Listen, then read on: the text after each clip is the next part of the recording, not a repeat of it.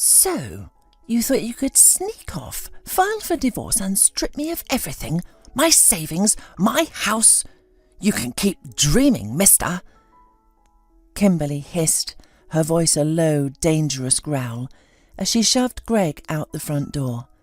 The heavy oak door slammed shut with a finality that echoed like the lid of a coffin snapping shut. Greg stood on the sun-drenched porch, a pathetic sports bag clutched in his hand, containing little more than a pair of socks and a toothbrush. It was all he'd managed to grab, while Kimberly screamed, her face a hurricane, tossing his few belongings into the polished hallway. Just an hour ago, he had felt like a genius, the master of his own destiny. An hour ago, he'd had a plan. Greg had met Kimberly nearly 5 springs ago at the Haven, an exclusive wellness retreat nestled in the rolling hills just outside Santa Barbara. She was working with a renowned yoga instructor, her movements graceful and precise. Kimberly, a woman in her late 40s, exuded an effortless elegance, her posture impeccable, her nails perfectly manicured. A single visit to her salon would probably cost more than his monthly take-home pay. He'd pretended to focus on his core exercises on a mat across from her, covertly admiring her toned physique, reflected in the expansive studio mirrors. Kimberly Moore was the visionary behind Inner Radiance, a thriving chain of 12 luxury spas scattered across California.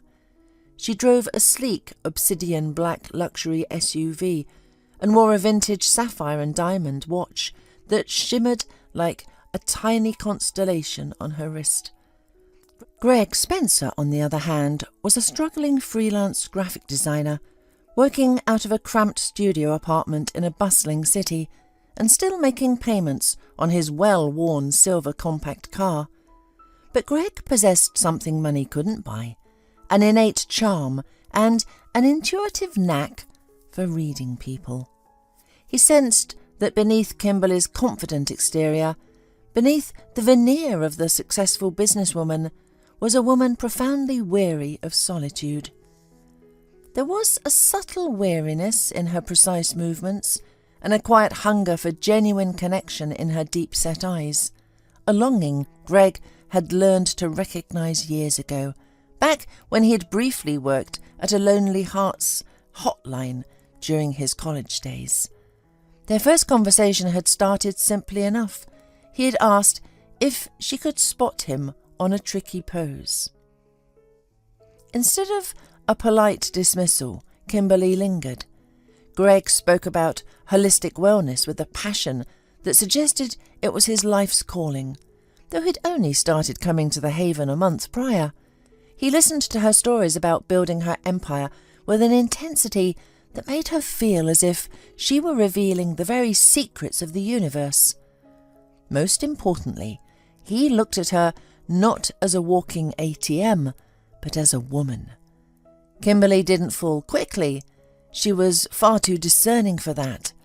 But steadily, a connection began to form. 3 weeks later, they shared coffee after a session. Another week passed, and they dined at a charming bistro where Greg nervously scanned the prices on the menu. A month after that, he moved into her spacious penthouse apartment in the historic heart of the city, with breathtaking views of the sparkling bay. 6 months later, she surprised him with a gleaming slate-grey luxury sedan, a thoughtful gesture so he wouldn't feel out of place driving to her professional events. A year after that, they exchanged vows at the Vineyard Estate, a magnificent countryside venue where the cost of a single reception hall rivaled Greg's annual income from his freelance projects. Greg truly believed he had stumbled into paradise. Breakfasts in bed, meticulously prepared by Kimberly's kind, elderly housekeeper, Mrs. Davison. Lunches at upscale bistros where the average check dwarfed his former weekly earnings. Vacations to idyllic Hawaiian beaches and charming European villages where he experienced business class for the first time and stayed in 5-star boutique hotels. A wardrobe filled with designer clothes Kimberly herself had chosen for him, with an almost maternal tenderness, picking out sizes and styles. He'd quit his freelance work under the noble guise of finding his true calling, enrolling in photography workshops, dabbling in interior design courses. In truth, most days he played on the state-of-the-art gaming console Kimberly had given him to de-stress after creative exploration, met friends at trendy downtown breweries, and posted photos of exotic cocktails on his social media. "You are my rock, my muse," Kimberly would whisper, gently massaging his shoulders after another arduous day of creative exploration. "Why burden yourself with trivial work? We have more than enough for both of us." She spoke with such genuine affection that Greg almost believed in his own exceptionalism. Almost. But somewhere deep down, a disquieting feeling began to fester. He wasn't a husband. He was a beautiful decorative object in a successful woman's curated collection. The first year, he floated in a blissful haze. The second, he began to notice the subtle cues, how Kimberly introduced him at elegant galas. "My Greg, he's a creative soul." How waiters at exclusive restaurants always presented the bill to her. How taxi drivers would glance at her in the rearview mirror when asking for the destination. By the third year, he understood the bitter truth. He had become a kept man, a handsome accessory to a successful businesswoman's vibrant life. The turning point came at the 50th birthday gala for Kimberly's brother Robert, a prominent real estate mogul, held at the exclusive Harbourview Yacht Club. Greg sat at a sprawling table between his wife and her cousin, a sharp-witted business analytic, smiling and nodding politely while family members discussed intricate real estate deals, fluctuating market trends, and promising tech startups. The conversation revolved around new ventures in AI, blockchain projects promising astronomical returns. Robert recounted the recent acquisition of another sprawling shopping complex in the Hamptons. Kimberly shared her plans for opening a cutting-edge wellness resort in Sedona. Greg remained silent, his own maximum business experience being limited to selling custom website designs to small local businesses. He felt less like a partner and more like an art installation, admired perhaps, but ultimately inert. "And our dear Greg?" Kimberly's Aunt Jocelyn, a celebrated concert pianist and Kimberly's godmother, now the exacting head of a prestigious music academy, inquired with a tone that was more performance than genuine curiosity. "Is he still on his grand artistic pilgrimage?" "It's less a pilgrimage and more a continuous unfolding, Aunt Jocelyn," he responded, striving for a casualness his hammering heart betrayed. "The soul's true resonance isn't found, it's recognized." Yet a sharp pang shot through him as he met the collective gaze of the guests. Their unspoken verdict was clear: kept man, accessory, an expensive indulgence. Later, in the silence of Kimberly's electric sedan, her elegant hand settled lightly on his arm. "Don't mind Aunt Jocelyn, darling. She's always had a flair for the dramatic. Pure jealousy, that's all it is. That I have someone as vibrant as you." But her words, meant to soothe, only amplified the gnawing doubt. Greg began to dissect his situation with the dispassionate logic he'd once applied to market analysis. The sweeping penthouse, over 1,400 square feet, with panoramic city views, was registered solely in Kimberly Moore's name. The sleek, charcoal grey luxury car, hers. Her investment portfolios, totaling over $1 million, were in her sole possession. Even the platinum credit card he used daily was an extension of her account. In the eyes of the law, he was a ghost, a beautiful spectre haunting someone else's opulent reality. He also noted a chilling shift in Kimberly's once adoring gaze. Where she'd once looked at him with the wonder of a child unwrapping a cherished gift, now her eyes held a different cast, possessiveness tinged with a faint, almost imperceptible weariness. She cared for him as one cares for a prized imported sculpture, beautiful, new, and a perfect complement to one's curated life. Greg started to catalogue the small, telling gestures. How Kimberly would smooth his jacket before public appearances, as if he were a mannequin being readied for a display. How she'd introduce him as "my Greg," with the same proud lilt she reserved for "my new collection piece." How her phone seemed to vibrate with sudden importance whenever he began to share his latest creative spark. One quiet night, as he lay awake beside the sleeping Kimberly, he thought he heard her whisper, "The bedroom decor needs an update." For some reason, the phrase resonated with an unsettling chill, making him feel that more than just curtains and furniture were on her mind. Greg wasn't a fool. Despite years of expertly playing the part of the whimsical artist, his 3 semesters of law school, though incomplete, had embedded a crucial understanding. He knew if Kimberly initiated the separation, he'd walk away with nothing, perhaps a meagre spousal allowance if he fought hard, but certainly not a share of their shared life's opulent canvas. However, if he struck first, with a carefully constructed legal strategy, the landscape shifted dramatically. Marital property laws in their state, he knew, leaned in his favour. Anything acquired during the marriage, irrespective of whose name was on the title, was subject to equitable division. And with no prenuptial agreement, the path was clear. The multi-million-dollar penthouse, half its value could be claimed. Kimberly's burgeoning spa enterprise, which had expanded significantly since their vows, a substantial portion of its growth. The vehicles, the liquid assets, even the glittering jewels, all subject to division. Greg began to move with the meticulous planning of a chess grandmaster. He covertly used his phone to capture images of financial documents Kimberly left unattended.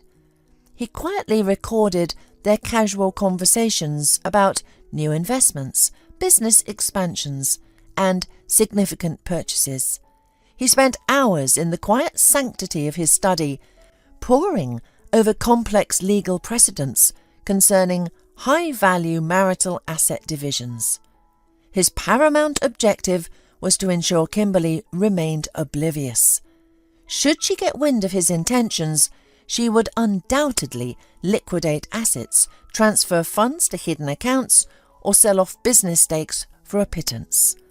The wealthy, he knew, had 1,000 ways to make their fortunes disappear. "Greg, you seem distant these days," she remarked one Friday evening over their usual candlelit dinner at the Portofino, their favourite Italian spot. "Lost in thought, and you're inseparable from that phone, even in the shower." "Just the weight of my creative pursuits, my love," he replied, carefully cutting into his delicate sea bass, his mind calculating the worth of the exquisite diamond pendant that now graced her neck, at least 90,000, if not more. "It's a heavy burden, finding one's true voice in this chaotic world." Kimberly offered a sympathetic nod, but Greg caught the searching glint in her eyes, a flicker of something he couldn't quite decipher. He forced a smile, but a cold dread began to coil in his gut. Had she sensed his treachery? fateful Monday, April 7th, Greg's meticulously prepared petition for the dissolution of their marriage and the equitable division of assets lay waiting in his briefcase. A silent declaration of war. He had even enlisted the formidable Miss Evelyn Reed, a sharp-witted family law attorney with 25 years of experience dissecting the most complex marital estates in the city. She was known for her unshakable composure and precise legal strikes. He had risen at 5:30 that morning, the sky still a soft grey, took a bracing cold shower, shaved meticulously, and donned his finest navy pinstripe suit. A thoughtful anniversary gift from Kimberly last year. At breakfast over steaming cups of artisanal coffee, he told his wife he was off to an early physiotherapy appointment for an old sports injury, followed by a collaborative session with a fellow artist on a new public sculpture commission. "Try not to linger too long, darling," Kimberly had murmured, her voice a silken thread, as she brushed a kiss near his ear. "Sarah and Tom are joining us for dinner. I'm quite excited to show them the new antique tapestry in the study." A vast, richly woven medieval tapestry worth over $50,000 had recently arrived and dominated the room. "Our tapestry," Greg thought, the bitterness a familiar tang on his tongue. "Like every single thing in this grand house, it's definitely hers." At the courthouse, the procedure was astonishingly swift and impersonal. The clerk, a young man with tired eyes, processed his petition without a flicker of recognition. A date for the initial hearing was set for 6 weeks out. Greg felt a strange mix of relief and terror, as if he'd just ignited a fuse. There was absolutely no turning back now. But when he returned home just after lunchtime, all his careful machinations crumbled into fine dust. Kimberly sat at her sleek, ebonized oak kitchen table, a landscape of his printed emails, a small silver flash drive, and his open laptop spread before her.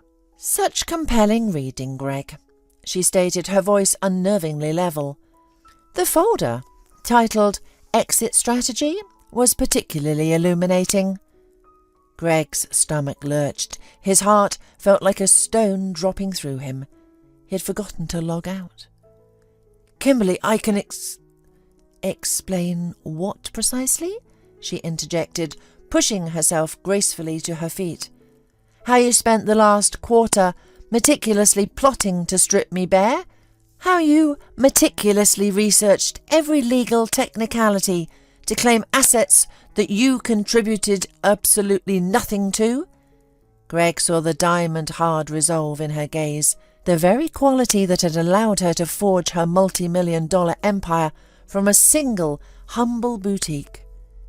"Did you honestly believe I was so easily duped?" What unfolded next, Greg would forever replay in his mind as a horrifying slow-motion reel. "Sit down, Greg," Kimberly commanded, her voice dropping to the chillingly precise tone she used when addressing underperforming spa directors.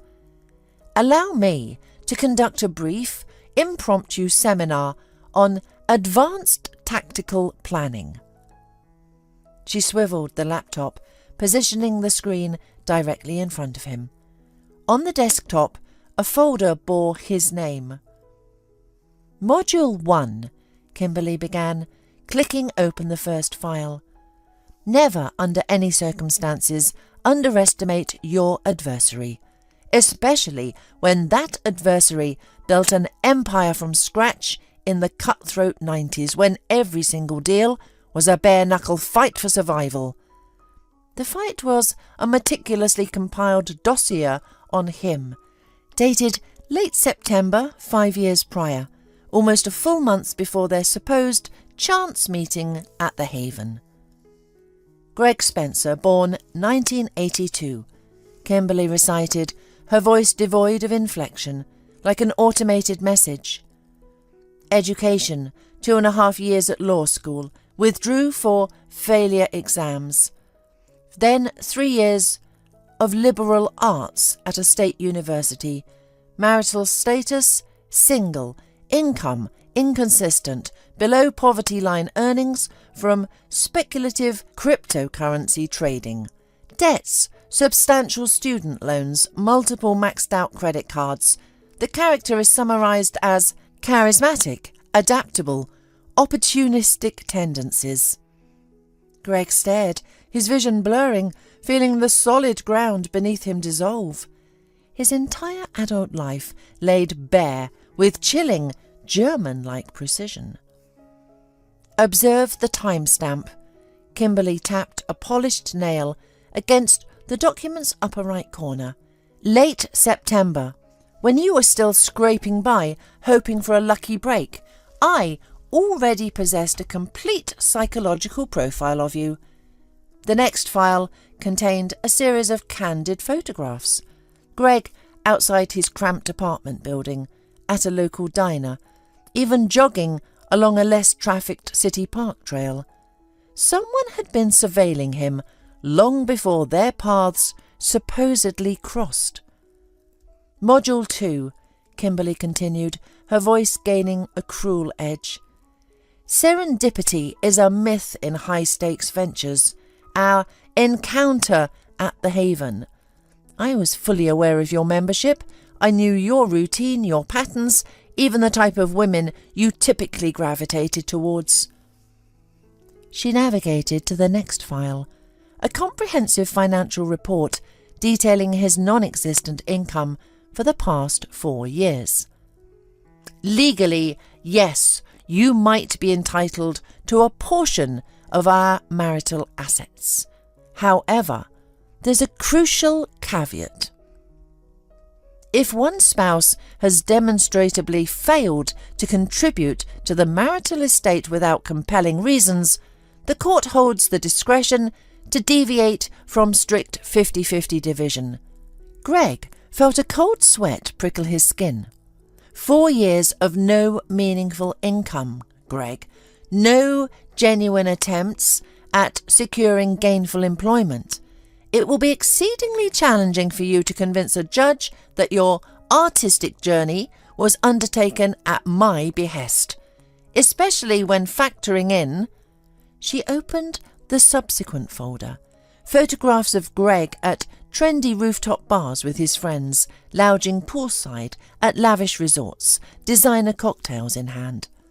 The court will undeniably view you as a recreational dependent, a man who shamelessly exploited his wife's wealth and now seeks to seize half of her hard-won legacy. But that's merely the prelude, Kimberly added, a predatory gleam in her eyes. Do you recall our penthouse? Of course I remember our apartment with the bay view. Greg choked out, his voice raw. It was purchased by me long before our marriage, Greg, and it was never joint property. Kimberly cut him off, her words like a razor.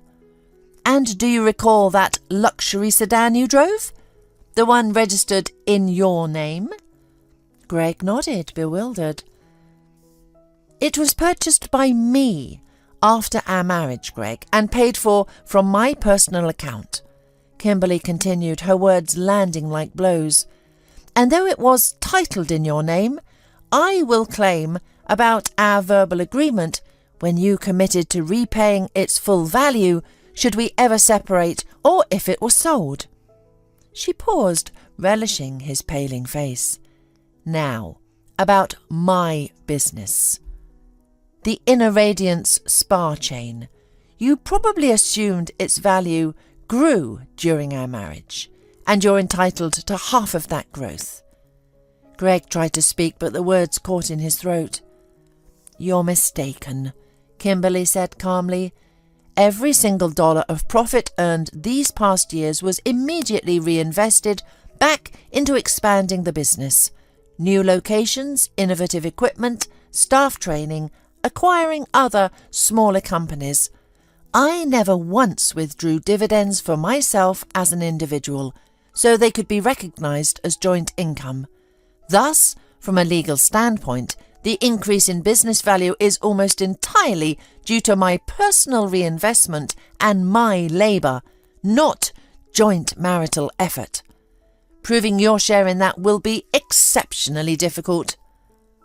A few days later, standing on the sun-drenched marble steps of the grand entrance, clutching a flimsy grocery bag containing little more than a single pair of worn athletic socks, Greg finally grasped the horrifying truth. He had been outmanoeuvred, outplayed, irrevocably defeated before the game had even truly begun. Kimberly hadn't merely predicted his intentions, she had artificially orchestrated his very downfall. All those endless months of self-discovery, all the subtle encouragement to pursue his passions instead of a career, all the deceptively comforting reassurances that their marriage was a partnership of souls, not a cold contract. She had been diligently, ruthlessly building the irrefutable evidence against him. His phone vibrated, startling him. A text message from Kimberly. Your poultry belongings are safely stored at the public storage unit downtown. I'll forward the access details tomorrow. And Greg, next time, strive to understand the playing field more thoroughly. In matters of domestic law, as in any shrewd business venture, victory belongs not to those who merely know the rules, but to those who master the art of applying them. Greg slowly sank onto the cool stone steps, the California sun suddenly feeling cold against his skin. For the first time in over 4 years, a terrifying thought solidified in his mind. He would have to find a job, a real job. Inside the now silent, immaculately appointed penthouse, Kimberly poured herself a glass of crisp, pale rosé. She reflected that some life lessons, however painful for the recipient, were worth far more than any financial gain, and sometimes the most effective way to safeguard what was profoundly yours was to ingeniously allow your opponent the precise opportunity to expose their true predatory nature. She felt no anger, perhaps even a fleeting spark of detached pity for Greg. But pity, she knew, was a debilitating weakness when everything you had painstakingly built over decades hung in the balance. After all, she had always believed this core tenet: in business, as in life, there are the hunters and there is the hunted. And it was always irrevocably better to be the hunter than to be the prey, even for a single solitary day.